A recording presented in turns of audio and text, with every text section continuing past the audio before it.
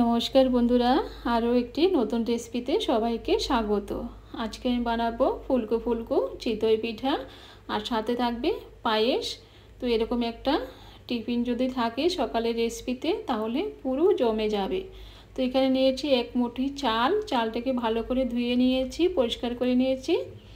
এখন এখানে বসিয়ে দিয়েছি দুধ। তো এখানে 1 লিটার দুধ আছে। এখন যে চালটা ধুয়ে রেখেছিলাম সেই চালটা দিয়ে দেব। তো চালটা আমি দিয়ে দিলাম। এখন একটু ভালো করে মিশিয়ে নেব। তো চালটা দেওয়ার পরে একটু ভালো করে মিশিয়ে নিতে হবে, তাহলে আর নিচে লাগার সম্ভাবনা থাকে না। তো মিশিয়ে নিয়েছি। তো ওটা হতে থাকুক, ততক্ষণে আমি চিতই পিঠার জন্য দেখে নেব। তো এখানে দেখুন, চিতই পিঠার জন্য আমি 1 কাপ চাল রাতেই ভিজিয়ে রেখেছিলাম। তো আমরা যে চাল দিয়ে ভাত খাই সেই চালেই ভিজিয়ে রেখেছি। তো দেখুন চালটা অনেকটাই নরম হয়ে গেছে। তো ওটাকে এখন একটা জারে নিয়ে নেব। তো চালটাকে আমি ভালো করে ধুয়ে নিয়েছি, ধুয়ে জল দিয়ে রেখেছিলাম সকালে। তো এখন একটা জারে নিয়ে নেব, নিয়ে স্মুথ একটা পেস্ট বানিয়ে নেব।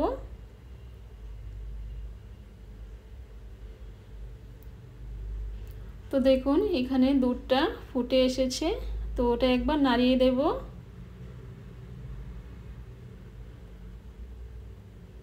এরকমভাবে একটু নাড়তে হবে। তো ওটা হতে থাকুক, ততক্ষণে আমি পেস্টটা বানিয়ে নেব। তো দেখুন চালের যে পেস্টটা ওটা বানিয়ে নিয়েছি। তো দেখুন একদম স্মুথ হয়ে গেছে।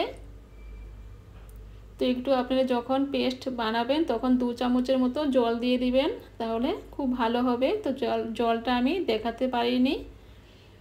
তো বেশি জল দিবেন না, 2 চামচের মতো জল দিলেই হয়ে যাবে। তো এখন ওটাকে একটা পাত্রে ঢেলে নেব। এখন দিয়ে দেব স্বাদ মতো লবণ। লবণ দিয়ে ওটাকে ভালো করে মিশিয়ে নেব। তো ওটাকে যত ফেটাবে ওটা ততই সুন্দর হবে, ফুলকো ফুলকো হবে। তো 5 মিনিট এরকমভাবে ফেটিয়ে নেব ওটাকে।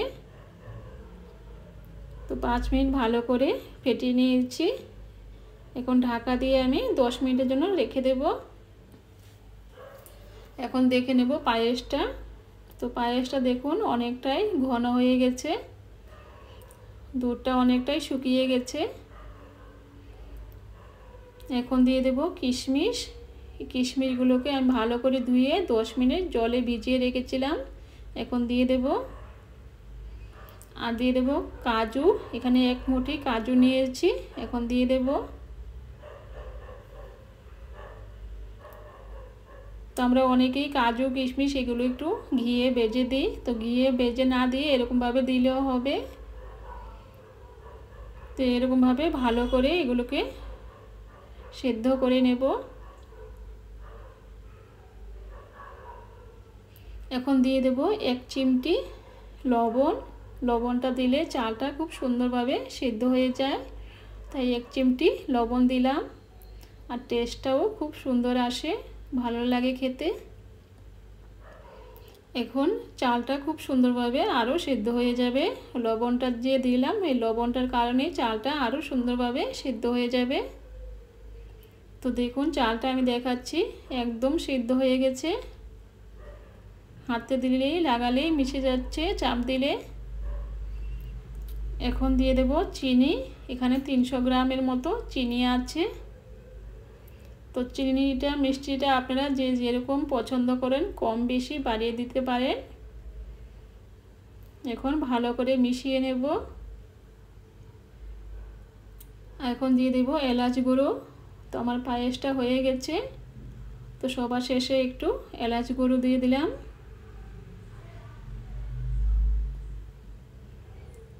তো পায়েসটা হয়ে গেছে। এখন গ্যাসটাকে বন্ধ করে দেব।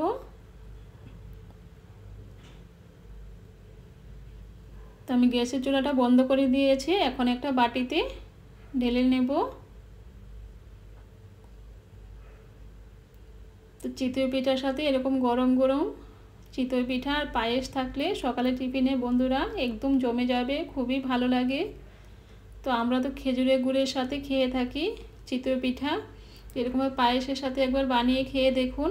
তো একবার বানিয়ে যদি এরকমভাবে খান বারবার বানাতে ইচ্ছে করবে, এতটাই টেস্টি লাগে খেতে।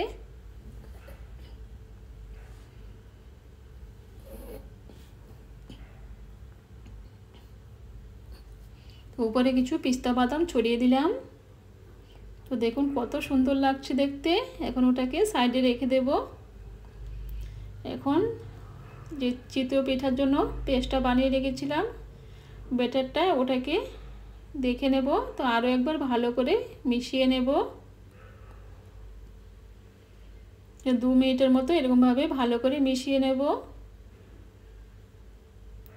তো ওটা যত ভালো করে মেশানো হবে ততই সুন্দর হবে।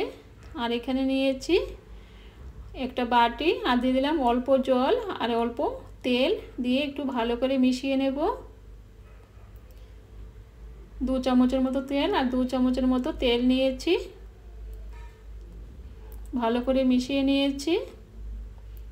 এখন দিয়ে দেব হাফ চামচের মতো বেকিং পাউডার। বেকিং পাউডারটা দিয়ে আরও একবার ভালো করে মিশিয়ে নেব ব্যাটারটা। এরকমভাবে ভালো করে মিশিয়ে নিতে হবে যাতে বেকিং পাউডারটা সব দিকে ভালো করে মিশে যায়।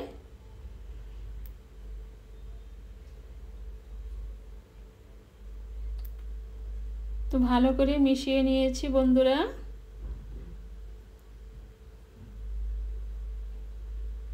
এখন সামান্য একটু জল দিয়ে দিলাম। একটু ঘন মনে হচ্ছে তাই একটু জল দিলাম। তো আপনারা একটু জল দিয়ে নেবেন, যদি মনে করেন একটু ঘন লাগছে তাহলে একটু জল দিয়ে নেবেন। তো এই ব্যাটারটা না এরকম হবে যে খুব একটা ঘনও হবে না আবার খুব একটা পাতলাও হবে না। তো দেখুন একটা চামচ দিয়ে আমি দেখিয়ে দিচ্ছি কীরকম হবে। তো আঙ্গুল দিয়ে দেখিয়ে দিচ্ছি কীরকম হবে। তো দেখুন খুব একটা ঘনও না আবার খুব একটা পাতলাও না। তো এরকমই হবে ব্যাটারটা, তাহলে ওটা ফুলকো ফুলকো হবে। এখন চুলায় বসিয়ে দিয়েছি একটা প্যান, আপ্পাম প্যান। তো তেল আর জল দিয়ে প্যানটা ভালো করে একটু মুছে নেব। তো এই আপ্পাম প্যানটা আপনারা যে কোনো বাসনের দোকানে পেয়ে যাবেন। যদি না পান ওদেরকে জিজ্ঞাসা করবেন যে আপ্পাম প্যান কোথায় পাবো, ওরা বলে দিতে পারবে। তো এখন যে গুলাটা আছে সেটা অল্প অল্প করে এরকমভাবে দিয়ে দেব।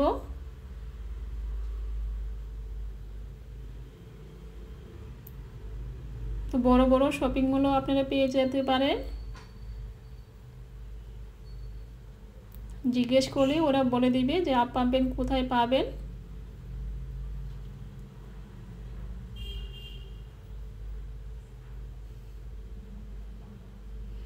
তো আমি দিয়ে দিয়েছি, এখন ঢাকা দিয়ে দেব।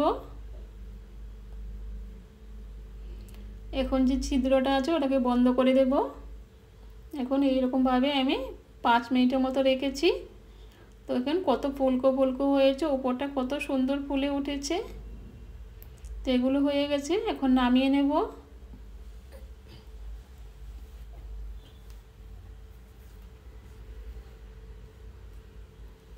তো এই চিতই পিঠা গরম গরম খেতে খুবই ভালো লাগে বন্ধুরা, এতটাই টেস্টি লাগে। একবার বানিয়ে যদি খান তাহলে বুঝতে পারবেন যে কতটা টেস্টি হয়। তো বাকি যেগুলো আছে সেগুলো এরকমভাবে বানিয়ে নেব। তো এরকমভাবে অল্প অল্প করে ঢেলে দেব।